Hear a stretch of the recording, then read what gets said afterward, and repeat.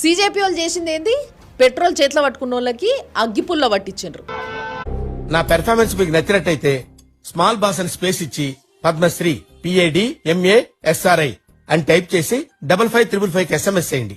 చూశారు కదా, ఈ ఒక్క వీడియోతోటి రాములక్కకు బీజేపీ మీద ఎంత ప్రేమ ఉన్నదనేది అర్థమైపోతుంది. అర్థమైందా? అక్క కావాల్సింది ఏంది? బీజేపీని జోకుడు కావాలి, విద్యార్థుల భవిష్యత్తుతో సంబంధం లేదు.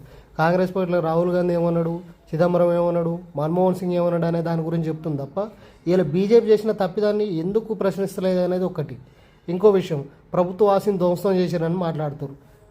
పిల్లలు చచ్చిపోతే పర్వాలేదా, కానీ ఆస్తి ముఖ్యం అయిపోయిందా? పిల్లల భవిష్యత్తు అవసరం లేదు. ఉద్యమాల గురించి మీరు న్యూస్ ఛానల్ కూర్చొని మాట్లాడితే నడవదక్క. ప్రజారణ్యంలోకి వచ్చి మాట్లాడితే ఉద్యమం చేసి లాడి దెబ్బలు తింటే అర్థమవుతుంది. ఎందుకక్క బీజేపీని గంతగానం చూపుతున్నావు?